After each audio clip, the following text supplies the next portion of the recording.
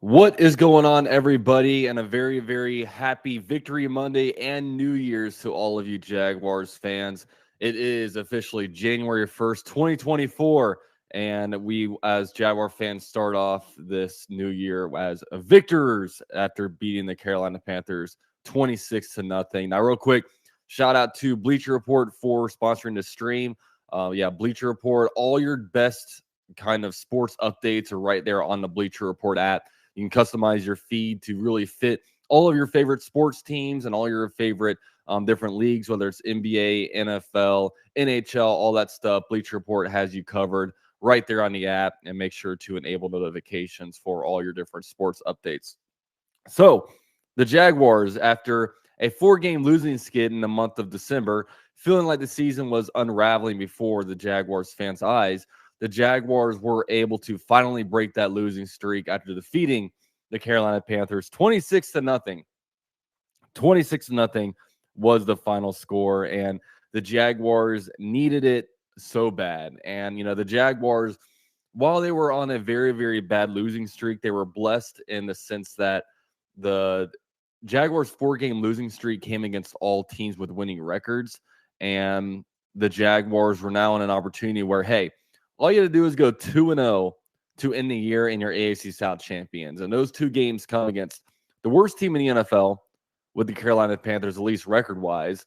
And then at the end of the season, every game is a divisional matchup, and the Jaguars just happen to match up with the team in your division that has the worst record with the Tennessee Titans in Week 18, who come into that game at 5-11. So the theme of this game for the Jaguars in this dominating victory was the defense, man. But before we get into the defense, I do have to give a shout out to Jaguars quarterback CJ Beathard. Look, Trevor Lawrence missed his first start of his career, and CJ Beathard came in after not having started an NFL game since 2020. And when the news broke on Friday that Trevor Lawrence would not be active this game or starting this game, a lot of Jaguar fans were skeptical, saying, "Oh my gosh, like how can we expect CJ Beathard to win this game? He's 2-10 in his NFL career as a starter. He's just flat out not a very good quarterback." But I made the case that, look, we're not expecting CJ Beathard to beat the 49ers. We're not expecting CJ Beathard to beat the Baltimore Ravens. We're just asking CJ Beathard to beat a 2-13 football team. And while he wasn't flashy and exciting and all that stuff, he was 17 for 24, 71% completion percentage, 178 yards passing, 0 touchdowns. But I think the most important stat is the 0 turnovers, no interceptions, no fumbles. And look, that's what has been getting Trevor Lawrence in a lot of trouble these last few weeks is, he has a really bad fumbling issue. And, sometimes it's in the pocket when it collapses and he loses the ball. And sometimes he's just running, and against the Ravens, he switched the ball into the other hand and somehow dropped it and basically cost us 3 points from that play alone. So Trevor Lawrence definitely has a fumbling issue, and at times he gets a little bit aggressive with the football and forces interceptions. But, I think with this game, this might have been a good lesson for Trevor Lawrence to sit on a bench, be able to watch a game from that standpoint, and basically see, okay, CJ is just taking what the defense is giving him. He's not throwing up, any kind of stats that's going to win anybody their fantasy championship. But, he did what he needed to do, and the Jaguars won 26-0 because of that. So that was good to see. The run game was awesome this game. Finally, the Jaguars got the run game going. ETN, huge shout out to him. 16 carries for 102 yards. That's 6.38 yards per carry. He had 2 touchdowns on the day, and this is a defense in Carolina that was definitely a little bit underrated, I think, going into this game. And, CJ or Bryce Young and that offense has been struggling, but the defense has been pretty decent. That offense has definitely been holding them back, but the Jaguars definitely took advantage of the Panthers defense and finally got semblance of a run game going, which was awesome because the Jaguars just throughout this whole entire year, they started off okay in the run game, but really the last, it feels like 2 months, just nothing. I mean, at halftime against the Buccaneers, ETN had -3 rushing yards, and And look, the Jaguars, they started with a run game when they ran the ball all throughout the game, and it was good to see. Tank Bigsby, 10 carries for 32 yards. Finally, a kind of good showing or a decent showing from Tank Bigsby. I mean, it's only 3.2 yards per carry, but it just feels like Tank Bigsby in his Jaguars career, whenever he gets an opportunity, he quite literally fumbles it away. Or, even on special teams, he caused, an offsides that led to, the opposing team being able to move the chains. It's just been an unfortunate year for Tank Bigsby, but it's good to kind of see the Jaguars giving him some carries and getting him going just a little bit. And look, the Jaguars were able to bring Cam Robinson back into the lineup. And Cam Robinson is probably an underappreciated player in really just the Jags franchise. It just feels like the Jaguar fans are always trying to find a way to get rid of Cam Robinson. But when you look at this season, the Jaguars' offensive line without Cam Robinson just seems to be like not very physical. They don't have like a nasty edge. And Cam Robinson, as the Jaguars' starting left tackle this year, is 7-1 as a Jaguar starting left tackle. You know what I mean? I think without him, they're like 1-6 or something like that. I can't do the math directly in my head, but let's see, 8.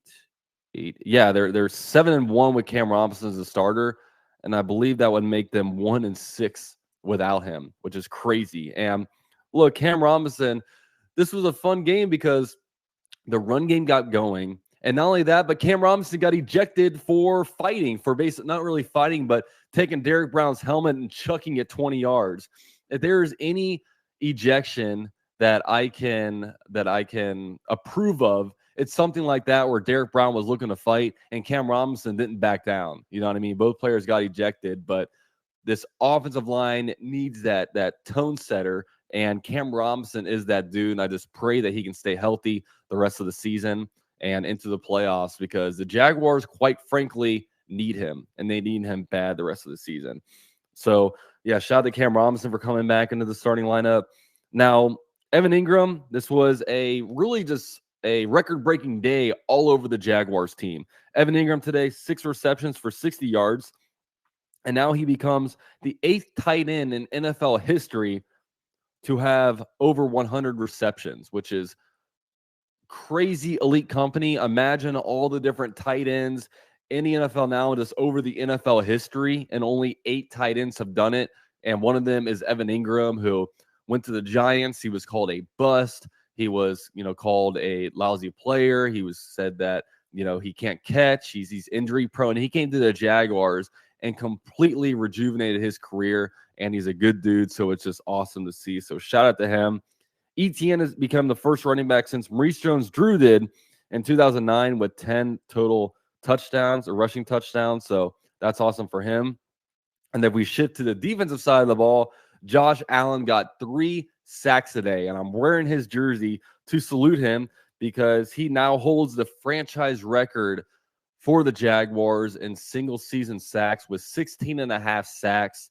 That man is playing in a contract year, and this is a dude that is going to be making a ton of money after this offseason because he 100% deserves it. He is a game wrecker for the Jaguars, and every single defense in the NFL needs a guy like this, and luckily the Jaguars have one that they drafted and that I expect them to re-sign, and he 100% deserves it. So that's awesome, and he only needs 11 more sacks to tie Tony Bracken's when it comes to all-time sacks for a Jacksonville Jaguar. So maybe in 2024, he can break that, and after only 6 years of being a Jaguar, he can be the franchise holder. You know what I mean? So, and on a Jaguars team that, when you look at the Ring of Honor, the Jaguars have a bunch of offensive guys. Tony Baselli, Jimmy Smith, Fred Taylor, Mark Brunell. They yet to have a defensive player. So the Jaguars need a guy like this to come in here and be able to earn that. So that's awesome to see. Now, Trayvon Walker, the number 1 overall pick in 2022, got 2 sacks on the day. So he now has 9 sacks. So he's 1 sack away from being able to have double-digit sacks. And, Trayvon Walker is always a bit of a controversial topic because, everyone compares him to Aiden Hutchinson. And we saw Aiden Hutchinson on Saturday night just absolutely kill it. But those players alone, if you take out draft status, Trayvon Walker is a pretty good football player. He just, so he got 2 sacks on a day.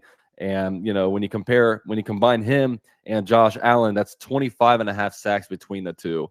So that's a good little duo there. Roy Robertson Harris got himself a sack. Antonio Johnson got himself an interception. So defensively, look, the first drive was kind of bad on the defense. I mean, they were converting first downs, they were converting third downs. They even converted like a fourth down, but their kicker Eddie Pinheiro got hurt during warmups. He like hurt his hamstring, so they were basically without a kicker all game. And Eddie Pinheiro basically, with that first drive, it led to a turnover on downs. But outside of that, the next 5 or 6 drives for the Panthers were 3 and outs. So, and when you look at the defensive numbers, the Panthers only got 67 passing yards and 57 rushing yards. So that combined for 124 total yards on the day for the Carolina Panthers. So just an awful day for them offensively. And man, when I was almost a little bit worried about this game, because when I looked at this game a week ago, I said, holy crap, the Carolina Panthers just put up 30 points on the Packers, and had their defense not folded, they would have been they would have been able to win. So I was like, okay, Bryce Young had his best game as a pro. Then this game happened. I said, okay, Jaguars shut out the Carolina Panthers. And, I think that's the first time Carolina Panthers has been shut out since like the 2000s. So, that's good stuff. So with this one, the Jaguars have clinched a winning season. They're 9-7. So back-to-back winning seasons for Doug Peterson in his first 2 years as a head coach. So that's awesome. Now, if you want to discuss injuries, look, Walker Little and Ezra Cleveland, both of them were active, but neither of them started. It was Tyler Shatley, a left guard, starting this game. They did that as a precautionary thing because I guess both of them are dealing with a little bit of injury, so they wanted to have them rest up. Zay Jones, we were hoping to have him back, but he was inactive, still dealing with a hamstring injury. So, I imagine that means he's probably going to be set to go against the Tennessee Titans if they so wish to play him. Trevor Lawrence, we all know the story behind him. He suffered like 3 different injuries in December.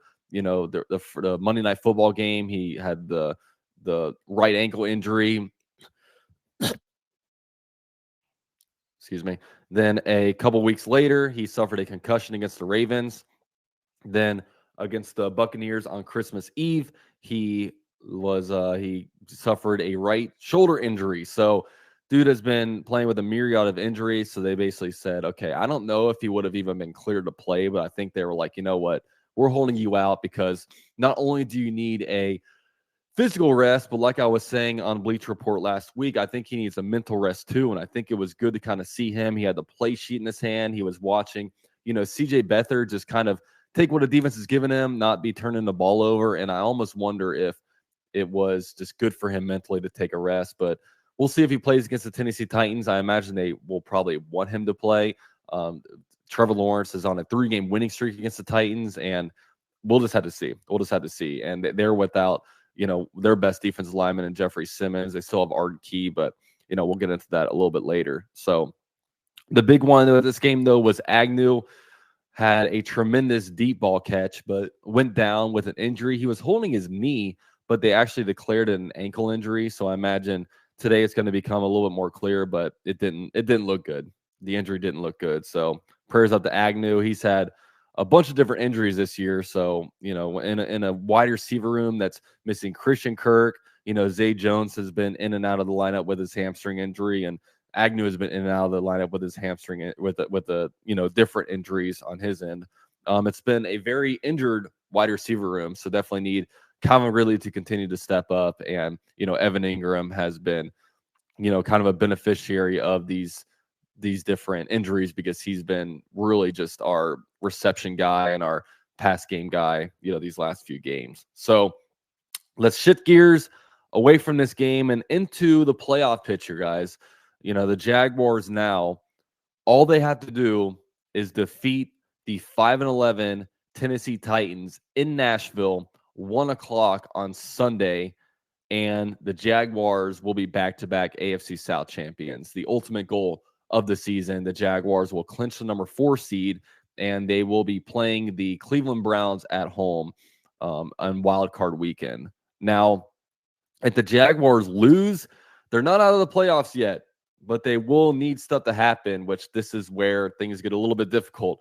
If the Jaguars lose, they would need Las Vegas to defeat the Denver Broncos, and they would need the Baltimore Ravens to defeat the Pittsburgh Steelers. Now, these are all difficult outcomes because, I mean, Las Vegas and Denver, I would probably say Las Vegas would be probably the favorite to win that one, just because, look, Denver, they're not starting Russell Wilson anymore and things like that. But the thing is, Baltimore over Pittsburgh, on paper, in a regular game, yeah, it's probably going to happen, but Baltimore has clinched the number 1 seed, so they will most likely rest players. And, Pittsburgh is still vying for a playoff spot. So, Pittsburgh's going to give it their best shot. But yeah, with this one, just beat the Titans. Just beat the Titans. The Titans did not look good yesterday against the Texans.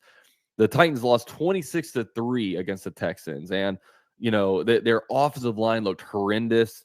The Titans' offensive line gave up 6 sacks, and they just flat out did not look like they wanted to be there. Will Levis went down. Ryan Tannehill came in, and they are a team that is completely fallen apart.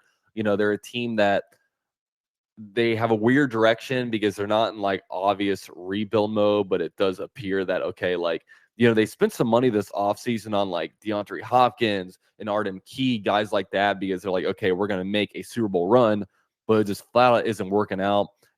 Derrick Henry's, they're most likely going to have to gut their roster, start from the ground, start from like nothing and try to build their roster back up. I imagine Derrick Henry, this will be his last game as a Titan, and what better way to send Derrick Henry away from the Tennessee Titans than to, basically deliver him 4 straight losses to the Jacksonville Jaguars after he just annihilated the Jaguars earlier in his NFL career. So, we'll see. They probably will build around Will Levis, but they're in a situation where, they're probably going to have a top 5 draft pick. So they're going to have a decision to make, whether, they want to invest in a young quarterback or if they want to keep their second round pick and Will Levis and kind of build around him. So, and they have head coach question marks. Is Mike Vrabel going to be the head coach of them going forward, or is he going to, there's some rumors about him maybe going to the Patriots, all different kinds of stuff, but, we'll see on that end. So yeah, the Jaguars in a great spot where, look, they can beat their arch nemesis Tennessee Titans to clinch the number 4 seed. But the Titans are going to want to play spoiler. I mean, I imagine they would. They didn't look like they wanted to do anything against the Houston Texans, so we'll just have to see. So now we'll go ahead and end this one by taking a look through Twitter, as we usually do at the last 10 minutes of all these segments. So let's see what Twitter has to say. Pete Prisco, former Jaguars reporter, says, Jaguars defensive end Josh Allen isn't getting enough mention as the defensive player of the year. He has 16 and a half sacks, half away from league. He has 44 pressures, which is second most. What he's been, a game wrecker. Yeah, and, when there's people talking about, oh, what should I bet on? Should I bet on MVP, comeback player of the year, coach of the year? I always go away from doing any of that on a Jaguars player just because the NFL just kind of seems to wave a blind eye sometimes to Jaguars accolades, but yeah, that's a interesting one. Crazier stat than Josh Allen breaking the Jaguars season sack record. Allen is only 3 Jaguars to ever have multiple 10+ sack seasons. Joins Tony Brackens and Calais Campbell. Wow, that's crazy. I thought that Ngakoue had that. Interesting. Well, he is a beat reporter, so I'll believe that one.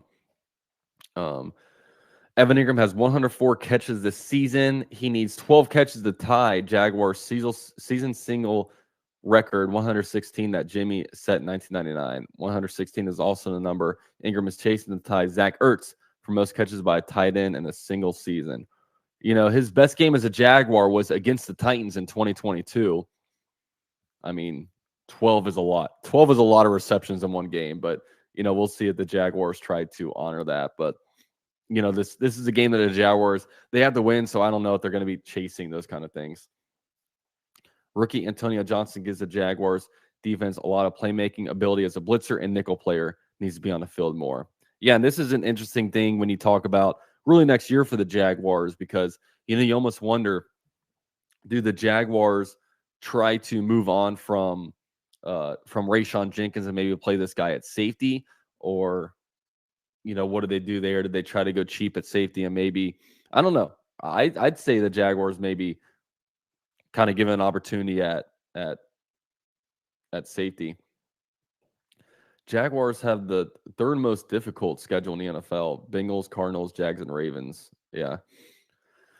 Yeah, this season became all of a sudden really difficult. I mean, we had so many, and a lot of people chalk it up to the first place schedule, but in the AFC South, there's 4 teams we play with winning records. The AFC North is full of good teams with winning records. Man, I think every team in the AFC North has a winning record, so it was a tough year for sure. Josh Allen has 3 sacks in the Jaguars' 26-0 win over the Carolina. Allen had 3 sacks in week 1, 4 and 17, had 2.5 sacks in week 12. He's the second player since 1982 with at least 2.5 sacks in 4 games in the season. The other player is Lawrence Taylor. Well, that's crazy. Good for Josh Allen. Heading into week 18, these teams control their own destiny per NFL research. Dolphins with the number 2 seed, Bills number 2 seed. Yeah, this one is crazy. So I think this Tom Pelissero guy said it earlier. Not there, but I think the Bills have a great possibility of winning and getting number 2 seed, or losing and missing out on the playoffs altogether. There is a legit case there where, if a certain team wins or whatever, then the Buffalo Bills get knocked out of the playoffs, or if they win, they get number 2 seed, which is crazy. It's crazy. But yeah, the Jaguars, they can't do any better than the number 4 seed right now. So they're going to either be number 4 seed. Like I said earlier, the Jaguars will either be the number 4 seed with a home matchup against the Browns, which the Jaguars, that would be a rematch. They just played them a few weeks ago. Or they'll be the number 7 seed with an away game against the Dolphins. And I actually put out this poll, and it's crazy, man. Look, what's a harder first round of the playoffs? I pose this question to Jaguars fans. Look at this. In 1,073 votes, 51.6% of people think it would be tougher to be the number 4 seed at home against the number 5 seed Cleveland Browns, which is crazy because they think that would be tougher than being the number 7 seed and traveling to Miami to play the Dolphins. Now, this is a question of, would you rather play a physical team or would you rather play a finesse team? And I think a lot of people might be worried about the Jaguars having to go against Tyreek Hill and Jalen Waddle on that end. But, they're also concerned about just the Browns playing that hard-nosed football, especially when the Jaguars just, I guess without Cam Robinson, aren't a very physical football team. You know what I'm saying? So that's an interesting question to pose. So, we'll get back into reading what Twitter has to say about stuff. Scrolling on down here, we have the Jaguars getting to the 10 wins with this schedule will be bigger than most people think. The Jags have played 13 opponents with a winning record or 500 record. Only Carolina, Tennessee twice, and Atlanta have. That's crazy, man. That is a crazy stat to read.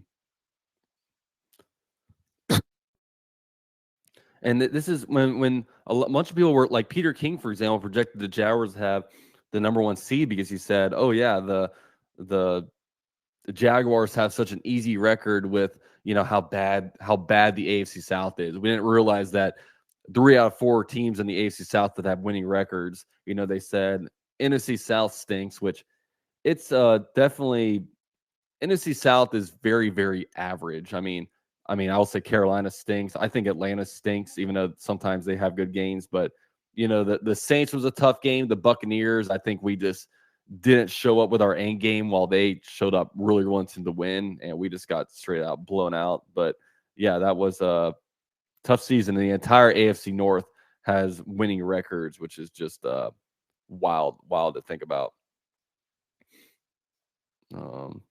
And here's Cam Robinson speaking about the Jaguars fans. You know, when he got ejected, he started blowing kisses to all the Jaguars fans.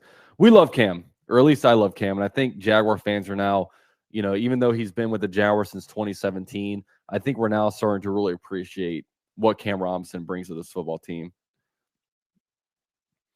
Yeah, this is funny. There was a little bit of conspiracies going on. Was Trevor Lawrence calling plays for the Jaguars? Now, one thing I was begging the Jaguars to do is, guys, start lining a tight end up as a fullback and start trying to power run it. And they started doing that.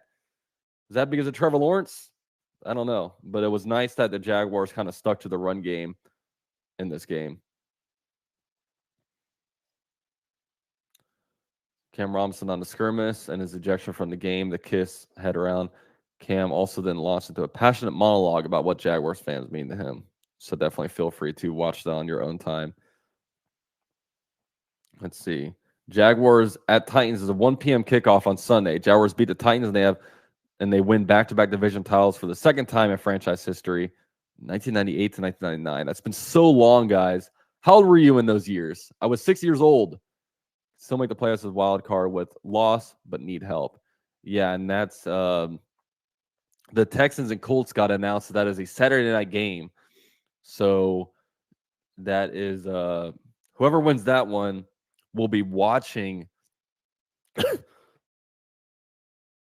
this game very passionately, as there will be huge Titans fans going in that one. But you know, we just got to hope that the Jaguars can go in there and crush all of the Texans or Colts fans' dreams, which, by the way, I do think that the Texans will win that one. I think the Texans are a better football team, especially with C.J. Stroud. Antonio Jackson gets his second interception of his career. Yeah, this was a good opportunity interception here. And this was crazy. The Panthers owner throwing a drink on a Jaguar fan. Yeah, this guy is absolutely unhinged. He's turning into the modern day, whoever the Dan Snyder with a meddling head coach interfering with different team activities. You know, he was a big reason why reportedly they drafted Bryce Young over CJ Stroud, and you know, he didn't even give him a full year, Frank Reich a full year to be the head coach. And you know, it's tough because the Panthers remind me of the 2020 Jacksonville Jaguars. The only thing is that team has no draft capital. The 2020 Jaguars at least had 2 first-round picks coming up, 2 second-round picks coming up, and just a ton of money and a ton of draft capital. The Panthers don't have that. The Panthers don't have a first-round pick until 2026, which is crazy, which is why if you're a bad team, just go ahead and tank. But with all that, I will end this stream here. Thank you to Bleacher Report for giving me the opportunity to come out here and talk about the Jacksonville Jaguars. The Jaguars are 9-7 right now, with an awesome situation to beat your arch nemesis, Tennessee Titans, who are a bad team in Nashville, in order to secure your second AFC South championship in a row. So awesome opportunity for the Jaguars. Stay locked in right here on a Bleacher Report. They're going to give you all your different Jaguars updates on different news, and also give you analysis right here as well. So thank you guys. Have a happy and safe new year, and go Jags.